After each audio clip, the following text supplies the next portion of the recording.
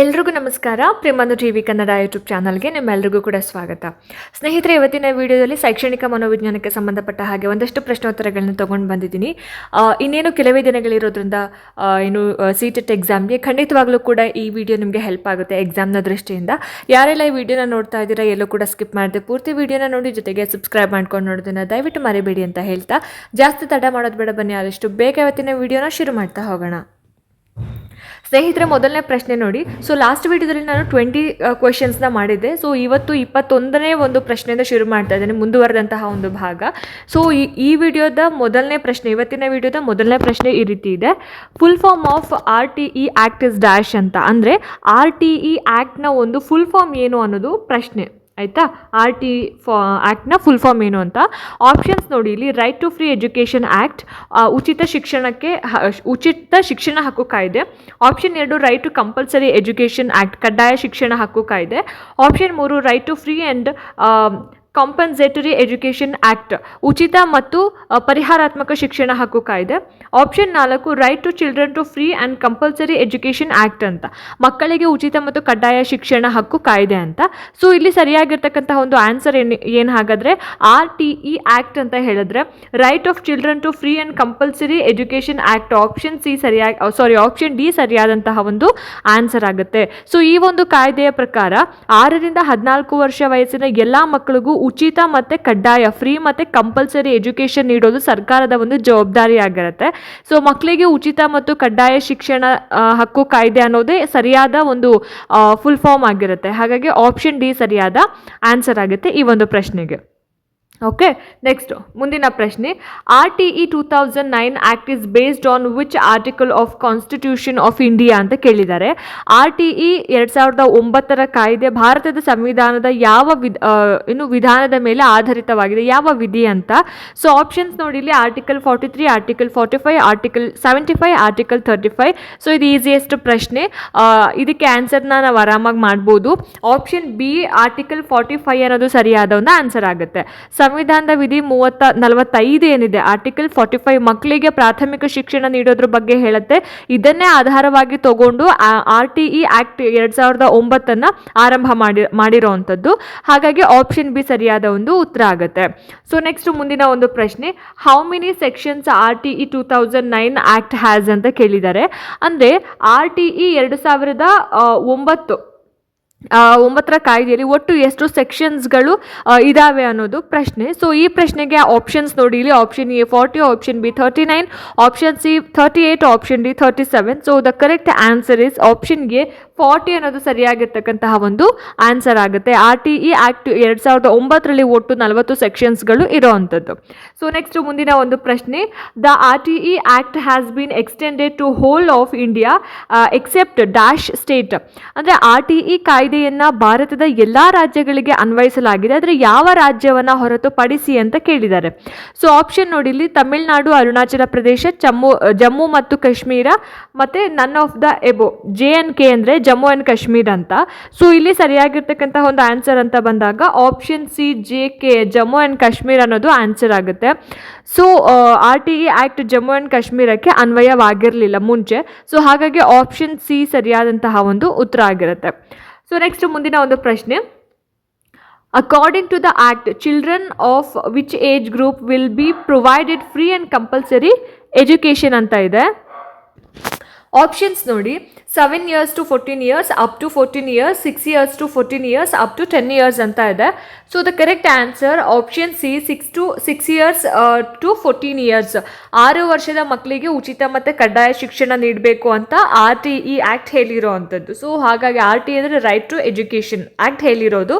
So ಹಾಗಾಗಿ option C ಸರಿಯಾದ ಉತ್ತರ ಆಗುತ್ತೆ. ಸೊ ನೆಕ್ಸ್ಟ್ ಮುಂದಿನ ಒಂದು ಪ್ರಶ್ನೆ.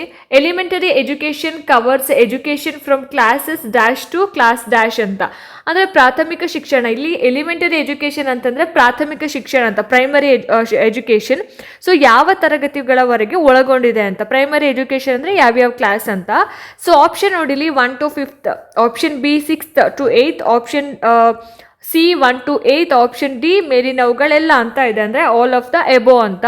ಸೊ ಇಲ್ಲಿ ಸರಿಯಾಗಿರ್ತಕ್ಕಂತಹ ಒಂದು ಆನ್ಸರ್ ಅಂತ ಬಂದಾಗ ಆಪ್ಷನ್ ಸಿ 1 to 8 ಅನ್ನೋದು ಸರಿಯಾದ ಒಂದು ಆನ್ಸರ್ ಆಗುತ್ತೆ. ಸೊ ಎಲಿಮೆಂಟರಿ ಎಜುಕೇಷನ್ ಅಂತಂದರೆ 1ನೇ ತರಗತಿಯಿಂದ 8ನೇ ತರಗತಿಯ ತನಕ. ಸೊ ಪ್ರೈಮರಿ ಲೆವೆಲ್ ಅಂತ ನಾವು ಕನ್ಸಿಡರ್ ಮಾಡ್ತೀವಿ. ನೆಕ್ಸ್ಟ್ ಮುಂದಿನ ಒಂದು ಪ್ರಶ್ನೆ, as per the act private and specified category schools shall admit -% children belonging to weaker section and disadvantaged group in class first.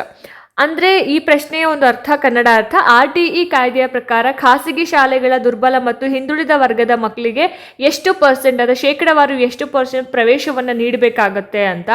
So options ನೋಡಿ ಇಲ್ಲಿ 20%, option B 30%, option C 40%, option D 25% ಅಂತ ಇದೆ. So ಸರಿಯಾಗಿರ್ತಕ್ಕಂಥ answer ಬಂದ್ಬಿಟ್ಟು option D 25% ಅನ್ನೋದು answer ಆಗುತ್ತೆ. So ಖಾಸಗಿ ಶಾಲೆಗಳು ಅಂದರೆ ಪ್ರೈವೇಟ್ ಸ್ಕೂಲ್ಸ್ಗಳೇನಿದ್ದಾವೆ 25%, ಶೇಕಡ 25% ಸೀಟ್ಗಳ ದುರ್ಬಲ ಮತ್ತೆ ಹಿಂದುಳಿದ ಮಕ್ಕಳಿಗೆ ಮೀಸಲಿಡಬೇಕು ಅನ್ನೋದು. So option D is the right answer. Next ಮುಂದಿನ ಒಂದು ಪ್ರಶ್ನೆ, in order to improve learning of children admitted in the age appropriate classes and bring them to level of their classmates there is a provision of dash ಅಂತ ಕೇಳಿದ್ದಾರೆ. ಅಂದರೆ ವಯಸ್ಸಿಗೆ ತಕ್ಕ ತರಗತಿಗೆ ಸೇರಿದ ಮಕ್ಕಳ ಕಲಿಕೆಯನ್ನು ಸುಧಾರಿಸೋದಕ್ಕೆ ಯಾವ ಒಂದು ವ್ಯವಸ್ಥೆ ಇದೆ ಅನ್ನೋದು ಪ್ರಶ್ನೆ. ಸೊ ಆಪ್ಷನ್ ನೋಡಿ ಇಲ್ಲಿ, option 1 remedial teaching, option 2 special training, option 3 multigrade teaching, option 4 all of the above ಅಂತ. ಸೊ ಇಲ್ಲಿ ಸರಿಯಾಗಿರ್ತಕ್ಕಂತಹ ಒಂದು ಆನ್ಸರ್ ಏನಪ್ಪ ಅಂತ ಹೇಳಿದ್ರೆ ಆಪ್ಷನ್ ಬಿ ಸ್ಪೆಷಲ್ ಟ್ರೈನಿಂಗ್ ಅನ್ನೋದು ಆನ್ಸರ್ ಆಗುತ್ತೆ. ಸೊ ವಿದ್ಯಾರ್ಥಿಗಳು ತರಗತಿಯ ಮಟ್ಟಕ್ಕೆ ತಲುಪಬೇಕು ಅಂತಂದರೆ ಅವರಿಗೆ ಒಂದು ಸ್ಪೆಷಲ್ ಕ್ಲಾಸಸ್ನ ಅಥವಾ ಸ್ಪೆಷಲ್ ಟ್ರೈನಿಂಗ್ನ ಒಂದು ವ್ಯವಸ್ಥೆ ಮಾಡಬೇಕಾಗುತ್ತೆ. ಹಾಗಾಗಿ ಆಪ್ಷನ್ ಬಿ ಸರಿಯಾಗಿರ್ತಕ್ಕಂತಹ ಒಂದು ಆನ್ಸರ್ ಆಗುತ್ತೆ ಈ ಒಂದು ಪ್ರಶ್ನೆಗೆ. ಸೊ ನೆಕ್ಸ್ಟ್ ಮುಂದಿನ ಒಂದು ಪ್ರಶ್ನೆ, ಇನ್ SMS the percent of actual parents will comprise at least dash ಅಂತ. SMS ಅಂತಂದರೆ ಸ್ಕೂಲ್ ಮ್ಯಾನೇಜ್ಮೆಂಟ್ ಕಮಿಟಿ ಅಂತ. SMS ಅಂದರೆ ಸ್ಕೂಲ್ ಮ್ಯಾನೇಜ್ಮೆಂಟ್ ಕಮಿಟಿಯಲ್ಲಿ ಕನಿಷ್ಠ ಶೇಕಡವಾರು ಸದಸ್ಯರ ನಿಜವಾದ ಪೋಷಕರ ಎಷ್ಟು ಪರ್ಸೆಂಟ್ ನಿಜವಾದ ಪೋಷಕರಾಗಿರಬೇಕು, ಪೇರೆಂಟ್ಸ್ ಎಷ್ಟು ಪರ್ಸೆಂಟ್ ಇರಬೇಕಂತ. ಸೊ ಆಪ್ಷನ್ಸ್ ನೋಡಿ, 50%, option B 75%, option C 85%, option D none of the above ಅಂತ ಇದೆ. ಸೊ ಈ ಪ್ರಶ್ನೆಗೆ ಸರಿಯಾದ ಒಂದು ಆನ್ಸರ್ ಏನಪ್ಪ ಅಂತ ಹೇಳಿದ್ರೆ ಆಪ್ಷನ್ ಬಿ 75 ಅನ್ನೋದು ಆನ್ಸರ್ ಆಗುತ್ತೆ. ಸೊ RTE ಕಾಯ್ದೆಯ ಪ್ರಕಾರ ಸ್ಕೂಲ್ ಮ್ಯಾನೇಜ್ಮೆಂಟ್ ಕಮಿಟಿಯಲ್ಲಿ ಕನಿಷ್ಠ 75% ಸದಸ್ಯರು ಮಕ್ಕಳ ಪೋಷಕರಾಗಿರಬೇಕು ಅಂತ. ಸೊ ಹಾಗಾಗಿ option B is the right answer. Next ಮುಂದಿನ ಪ್ರಶ್ನೆ, if SMS of a school has 16 members then the member of women members in the SMS will be dash ಅಂತ. ಅಂದರೆ ಒಂದು ಶಾಲೆಯಲ್ಲಿ ಅಂದರೆ ಒಂದು ಶಾಲೆಯ SMS ಅಲ್ಲಿ 16 ಸದಸ್ಯರು ಇದ್ದರೆ ಮಹಿಳಾ ಸದಸ್ಯರ ಸಂಖ್ಯೆ ಎಷ್ಟಿರಬೇಕು ಅಂತ ಕೇಳಿದ್ದಾರೆ. ಸೊ ಆಪ್ಷನ್ಸ್ ನೋಡಿ 10, 4, 8, 12 ಅಂತ ಇದೆ. So the correct answer for this question option C 8. So SMS ಅಲ್ಲಿ ಕನಿಷ್ಠ 50% ಮಹಿಳೆಯರಿರಬೇಕು. ಸೊ 16 ಸದಸ್ಯರು ಅಂತ ಬಂದಾಗ ಅದರಲ್ಲಿ 50% ಅಂದರೆ 8 ಜನ ಮಹಿಳಾ ಸದಸ್ಯರು ಇರಬೇಕಾಗತ್ತೆ ಅನ್ನೋದು. ಸೊ ಆಪ್ಷನ್ ಸಿ ಸರಿಯಾದ ಉತ್ತರ ಆಗುತ್ತೆ. Next, which of the following are the functions of SMS ಅಂತ ಕೇಳಿದ್ದಾರೆ. ಸೊ SMS ಅಂತಂದರೆ ಏನು, ಸ್ಕೂಲ್ ಮ್ಯಾನೇಜ್ಮೆಂಟ್ ಕಮಿಟಿ ಅಂತ, ಅದರ ಒಂದು ಕಾರ್ಯಗಳನ್ನ ಕೇಳಿರುವಂಥದ್ದು. ಸೊ ಫಂಕ್ಷನ್ಸ್ ಅಂತಂದರೆ ಕಾರ್ಯಗಳು. ಸೊ ಏನು ಕೊಟ್ಟಿದ್ದಾರೆ ಇಲ್ಲಿ, monitor the working of school, ಶಾಲೆಯ ಕಾರ್ಯವೈಖರಿಯನ್ನು ಮೇಲ್ವಿಚಾರಣೆ ಮಾಡೋದು. Prepare and recommend school development plan, ಶಾಲಾ ಅಭಿವೃದ್ಧಿ ಯೋಜನೆಯನ್ನು ತಯಾರಿಸೋದು. Option C monitor the utilisation of the grants, ಅಂದರೆ ಅನುದಾನದ ಬಳಕೆಯನ್ನು ಪರಿಶೀಲನೆ ಮಾಡೋದು. And all of the above, ಮೇಲಿನ ಎಲ್ಲವೂ ಅಂತ. ಸೊ ಆಬ್ವಿಯಸ್ಲಿ ಆಪ್ಷನ್ ಡಿ ಮೇಲಿನ ಎಲ್ಲವೂ ಕೂಡ ಆಗುತ್ತೆ. ಸೊ SMS ಕಮಿಟಿಯಲ್ಲಿ ಇದೆಲ್ಲವನ್ನು ಕೂಡ ಏನು ಮಾಡಬೇಕಾಗತ್ತೆ, ಚೆಕ್ ಮಾಡಬೇಕಾಗುತ್ತೆ. ಸೊ ಹಾಗಾಗಿ option D is the right answer. So next ಮುಂದಿನ ಒಂದು ಪ್ರಶ್ನೆ, the duties of a teacher is are are ಅಂತ ಕೇಳಿದ್ದಾರೆ. ಅಂದರೆ ಇಸ್ ಆರ್ ಆರ್ ಅಂದರೆ ಯಾವುದು ಅಥವಾ ಯಾವ್ಯಾವು, ಒಂದು ಅಥವಾ ಎರಡು ಯಾವ್ಯಾವ್ದು ಮಾಡಬೇಕಾಗತ್ತೆ ಅಂತ. So maintain regularity and punctuality in attending school, ನಿಯಮಿತವಾಗಿ ಮತ್ತು ಸಮಯಕ್ಕೆ ಕರೆಕ್ಟಾಗಿ ಶಾಲೆಗೆ ಪ್ರೆಸೆಂಟ್ ಆಗೋದು, ಹಾಜರಾಗೋದು. Option B conduct and complete the curriculum in time, ಪಠ್ಯಕ್ರಮವನ್ನು ಸಮಯಕ್ಕೆ ಮುಗಿಸೋದು. Option C assess the learning ability of each child, ಮಕ್ಕಳ ಕಲಿಕಾ ಸಾಮರ್ಥ್ಯವನ್ನು ಮೌಲ್ಯಮಾಪನ ಮಾಡೋದು. Option D all of the above ಅಂತ ಇದೆ. ಸೊ ಆಪ್ಷನ್ ಡಿ ಸರಿಯಾದ ಆನ್ಸರ್ ಆಗುತ್ತೆ. ಸೊ ಶಿಕ್ಷಕರು ಸಮಯಕ್ಕೆ ಕರೆಕ್ಟಾಗಿ ಶಾಲೆಗೆ ಬರಬೇಕು, ಪಠ್ಯಕ್ರಮ ಮುಗಿಸ್ಬೇಕು, ಮಕ್ಕಳ ಕಲಿಕೆಯನ್ನು ಇವ್ಯಾಲ್ಯುವೇಟ್ ಮಾಡಬೇಕು. ಸೊ ಇದೆಲ್ಲವೂ ಕೂಡ ಮಾಡಬೇಕಾಗಿರೋದ್ರಿಂದ ಆಲ್ ಆಫ್ ದ ಎಬೋ ಅನ್ನೋದು ಸರಿಯಾದ ಉತ್ತರ ಆಗುತ್ತೆ. ಸೊ ನೆಕ್ಸ್ಟ್ ಮುಂದಿನ ಒಂದು ಪ್ರಶ್ನೆ, if a teacher is not professionally qualified after how many years of RTE implementation he will have to passes the required qualification ಅಂತ ಕೇಳಿದ್ದಾರೆ. ಅಂದರೆ ಶಿಕ್ಷಕರು ವೃತ್ತಿಪರ ಅರ್ಹತೆ ಹೊಂದಿರದಿದ್ದರೆ RTE ಜಾರಿಗೆ ಬಂದ ನಂತರ ಎಷ್ಟು ವರ್ಷಗಳಲ್ಲಿ ಅರ್ಹತೆಯನ್ನು ಪಡಿಬೇಕು ಅಂತ. ಆಪ್ಷನ್ಸ್ ನೋಡಿ, 3 years, option B 2 years, option C 5 years, option D none of the above ಅಂತ ಇದೆ. ಸೊ ಆಪ್ಷನ್ ಸಿ 5 years ಅನ್ನೋದು ಆನ್ಸರ್ ಆಗುತ್ತೆ. ಸೊ RTE ಪ್ರಕಾರ ಅರ್ಹತೆ ಇಲ್ಲದ ಶಿಕ್ಷಕರು 5 ವರ್ಷಗಳ ಒಳಗೆ ಅರ್ಹತೆಯನ್ನು ಪಡಿಬೇಕು ಅನ್ನೋದು. ಸೊ ಆಪ್ಷನ್ ಸಿ ಸರಿಯಾದ ಒಂದು ಆನ್ಸರ್. ಸೊ ನೆಕ್ಸ್ಟ್ ಮುಂದಿನ ಒಂದು ಪ್ರಶ್ನೆ, which statement is correct that no teacher will engage in ಅಂತ ಕೇಳಿದ್ದಾರೆ. ಯಾವ ಕಾರ್ಯಗಳಲ್ಲಿ ಶಿಕ್ಷಕರು ತೊಡಗಿಕೊಳ್ಳಬಾರದು. ಆಪ್ಷನ್ಸ್ ನೋಡಿ, ಟೇಕಿಂಗ್ ಪ್ರೈವೇಟ್ ಟ್ಯೂಷನ್ಸ್, ಅಂದರೆ ಖಾಸಗಿ ಟ್ಯೂಷನನ್ನು ತಗೊಳ್ಬಾರ್ದು, ಸ್ಕೂಲನ್ನು ಹೊರತುಪಡಿಸಿ ಅವ್ರು ಸಪ್ರೇಟಾಗಿ ಯಾವ ಟ್ಯೂಷನ್ ಮಾಡಬಾರ್ದು ಅಂತ. So option B, inflicting corporal punishment on children, ಮಕ್ಕಳಿಗೆ ದೈಹಿಕವಾಗಿ ಯಾವುದೇ ಒಂದು ಶಿಕ್ಷೆ ಕೊಡಬಾರ್ದು ಅಂತ. So option C, gender or social discrimination in the class, ಲಿಂಗ ಅಥವಾ ಸಾಮಾಜಿಕ ಭೇದ ಭಾವ ಮಾಡೋದು ಅಂತ. So option D all of the above ಅಂತ ಇದೆ, ಮೇಲಿನವುಗಳೆಲ್ಲವೂ ಅಂತ. ಸೊ ಆಪ್ಷನ್ ಡಿ ಸರಿಯಾದ ಆನ್ಸರ್ ಆಗುತ್ತೆ. ಸೊ ಶಿಕ್ಷಕರು ಟ್ಯೂಷನನ್ನು ಮಾಡಬಾರ್ದು ಪ್ರೈವೇಟ್ ಆಗಿ, ಸೊ ಯಾವುದೇ ಒಂದು ದೈಹಿಕ ಶಿಕ್ಷೆಯನ್ನು ಕೊಡಬಾರ್ದು, ಆ್ಯಂಡ್ ಏನು ಲಿಂಗ ಅಥವಾ ಸಾಮಾಜಿಕ ಭೇದ ಭಾವ ಮಾಡಬಾರ್ದು, ಇದೆಲ್ಲವನ್ನು ಕೂಡ ಮಾಡಬಾರ್ದು ಅನ್ನೋ ರೀಸನ್ಗೋಸ್ಕರ option D all of the above ಅನ್ನೋದು ಸರಿಯಾದ ಒಂದು ಉತ್ತರ ಆಗುತ್ತೆ. ನೆಕ್ಸ್ಟು ಮುಂದಿನ ಒಂದು ಪ್ರಶ್ನೆ, if a primary school has a total enrollment of 98 students, then how many teachers have to be provided by the government in the school ಅಂತ ಕೇಳಿದ್ದಾರೆ. ಅಂದರೆ ಒಂದು ಪ್ರೈಮರಿ ಶಾಲೆಯಲ್ಲಿ, ಪ್ರಾಥಮಿಕ ಶಾಲೆಯಲ್ಲಿ ಎಷ್ಟು 98 ಜನ ಸ್ಟೂಡೆಂಟ್ಸ್ ಇರ್ತಾರೆ. ಸೊ ಸ್ಟೂಡೆಂಟ್ ಇದ್ದರೆ ಸರ್ಕಾರ ಎಷ್ಟು ಶಿಕ್ಷಕರನ್ನ ನೇಮಕ ಮಾಡಬೇಕಂತ. ಸೊ ಆಪ್ಷನ್ಸ್ ನೋಡಿ, 3, 4, ಆಪ್ಷನ್ ಸಿ 4+1 ಮುಖ್ಯ ಶಿಕ್ಷಕರು ಅಂದರೆ ಹೆಡ್ ಟೀಚರ್, ಆಪ್ಷನ್ ಡಿ 2 ಅಂತ ಇದೆ. So the correct answer is option A 3 ಅನ್ನೋದು ಸರಿಯಾದ ಉತ್ತರ ಆಗುತ್ತೆ.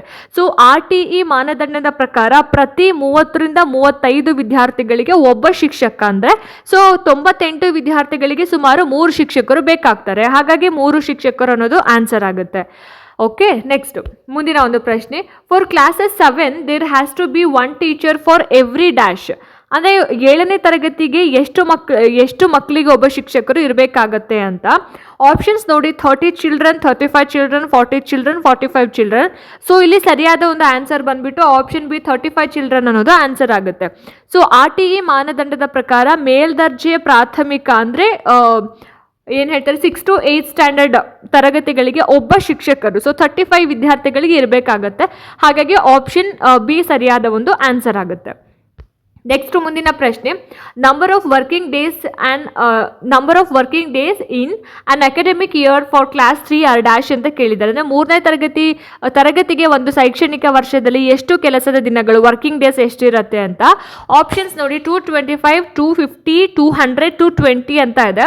ಆಪ್ಷನ್ ಎ 225 ಅನ್ನೋದು ಆನ್ಸರ್ ಆಗುತ್ತೆ. ಸೊ ಪ್ರಾಥಮಿಕ ಹಂತ ಅಂತ ಬಂದಾಗ 1 to 5 ಅಂತ ಬಂದಾಗ 225 ಕೆಲಸದ ದಿನಗಳು ಕಡ್ಡಾಯ. 225 ಡೇಸ್ ಏನು ಮಾಡಬೇಕಾಗುತ್ತೆ, ಕೆಲಸ ಮಾಡಬೇಕಾಗತ್ತೆ.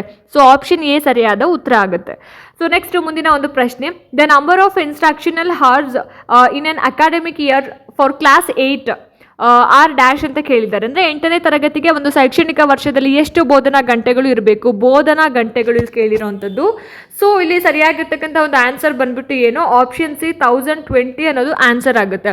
ಸೊ ಮೇಲ್ದರ್ಜೆ ಪ್ರಾಥಮಿಕ ಹಂತದಲ್ಲಿ ಅಂದರೆ 6 to 8 ಸ್ಟ್ಯಾಂಡರ್ಡ್ ಮಕ್ಕಳಿಗೆ ಬೋಧನೆ ಮಾಡೋದಕ್ಕೆ 1020 ಬೋಧನಾ ಗಂಟೆಗಳು ಇರಬೇಕಾಗತ್ತೆ ಅನ್ನೋದು. So option C is the right answer. Next ಮುಂದಿನ ಪ್ರಶ್ನೆ, minimum number of working hours per week for a teacher R dash ಅಂತ ಕೇಳಿದ್ದಾರೆ. ಒಬ್ಬ ಶಿಕ್ಷಕರಿಗೆ ವಾರಕ್ಕೆ ಕನಿಷ್ಠ ಎಷ್ಟು ಕೆಲಸದ ಗಂಟೆಗಳು ಇರಬೇಕು ಅಂತ. ಆಪ್ಷನ್ಸ್ ನೋಡಿ, ಇಲ್ಲಿ 50, 42, 45, 40 ಅಂತ ಇದೆ. So the correct answer option B 42 ಅನ್ನೋದು ಆನ್ಸರ್ ಆಗುತ್ತೆ. ಸೊ ರೈಟ್ ಟು ಎಜುಕೇಷನ್ ಆ್ಯಕ್ಟ್ನ ಪ್ರಕಾರ ಟೀಚರ್ಸ್ ವೀಕ್ಲಿ ಕನಿಷ್ಠ 42 ಗಂಟೆ 42 ಅವರ್ಸ್ ಕೆಲಸ ಮಾಡಬೇಕು, ಶಾಲಾ ಸಮಯ ಪ್ಲಸ್ ಇತರ ಕರ್ತವ್ಯಗಳು, ಆಯಿತಾ, ಎರಡು ಸೇರಿಸಿ. ಸೊ ಹಾಗಾಗಿ ಆಪ್ಷನ್ ಬಿ ಸರಿಯಾದ ಸರಿಯಾದ ಆನ್ಸರ್ ಆಗುತ್ತೆ. ಸೊ ಮುಂದಿನ ಪ್ರಶ್ನೆ, ಈ ಒಂದು ವಿಡಿಯೋದ ಕೊನೆಯ ಪ್ರಶ್ನೆ.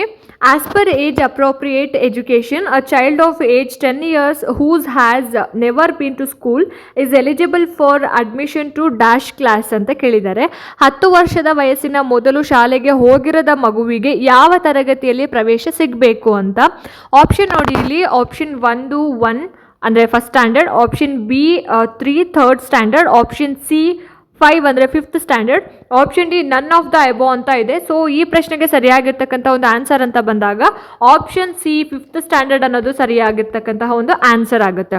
ಸೊ ಏಜ್ ಅಪ್ರಾಪ್ರಿಯೇಟ್ ಅಡ್ಮಿಷನ್ಸ್ನ ಪ್ರಕಾರ, ಆ ಒಂದು ರೂಲ್ಸ್ನ ಪ್ರಕಾರ 10 years ಓಲ್ಡ್ ಚೈಲ್ಡ್ ಅಥವಾ 10 ವರ್ಷದ ಮಗು 5ನೇ ತರಗತಿಗೆ ಪ್ರವೇಶವನ್ನು ಪಡಿಬೇಕು. ಮತ್ತು ಅವನಿಗೆ ವಿಶೇಷ ತರಬೇತಿಯನ್ನು ಕೂಡ, ವಿಶೇಷ ಅಂದರೆ ಸ್ಪೆಷಲ್ ಕ್ಲಾಸಸ್ ಆಗಿರ್ಬೋದು, ಸ್ಪೆಷಲ್ ಟ್ರೈನಿಂಗ್ನ ಕೊಡಬೇಕಾಗುತ್ತೆ. ಹಾಗಾಗಿ ಈ ಪ್ರಶ್ನೆಗೆ ಇಲ್ಲಿ ಆಪ್ಷನ್ ಸಿ 5ನೇ ತರಗತಿ ಅನ್ನೋದು ಸರಿಯಾಗಿರ್ತಕ್ಕಂತಹ ಒಂದು ಆನ್ಸರ್ ಅಂತ ಹೇಳ್ಬೋದು. ಸೊ ನೋಡಿದ್ರಲ್ಲ ಸ್ನೇಹಿತರೆ, ಇದಾಗಿತ್ತು ಇವತ್ತಿನ ಸೈಕಾಲಜಿಗೆ ಸಂಬಂಧಪಟ್ಟ ಹಾಗೆ ಒಂದಷ್ಟು ಪ್ರಶ್ನೋತ್ತರಗಳು. ಹೋಪ್ ಈ ವಿಡಿಯೋ ನಿಮ್ಗೆ ಇಷ್ಟ ಆಗಿದೆ, ಅನುಕೂಲ ಆಗಿದೆ ಅಂತ ಭಾವಿಸ್ತೀನಿ. ಇಷ್ಟ ಆಯಿತು ಅಂತಂದರೆ ದಯವಿಟ್ಟು ಲೈಕ್ ಮಾಡಿ, ಶೇರ್ ಮಾಡಿ. ಹಾಗೆ ನಿಮ್ಮ ಅನಿಸಿಕೆ ಅಭಿಪ್ರಾಯಗಳೇನೇ ಇದ್ರೂ ಕೂಡ ನನಗೆ ಕಾಮೆಂಟ್ ಸೆಕ್ಷನಲ್ಲಿ ತಿಳಿಸಿ ಅಂತ ಹೇಳ್ತಾ, ಇದೇ ರೀತಿ ಹೆಚ್ಚಿನ ವೀಡಿಯೋಸ್ಗಳಿಗೋಸ್ಕರ ನಿರಂತರವಾಗಿ ನನ್ನ ಚಾನಲನ್ನು ನೋಡ್ತಾ ಇರಿ. ಮುಂದಿನ ವೀಡಿಯೋಸ್ಗಳಲ್ಲಿ ನಾನು ನಿಮಗೆ ಸಿಗ್ತೀನಿ. ಅಲ್ಲಿ ತನಕ ಎಲ್ರಿಗೂ ನಮಸ್ಕಾರ.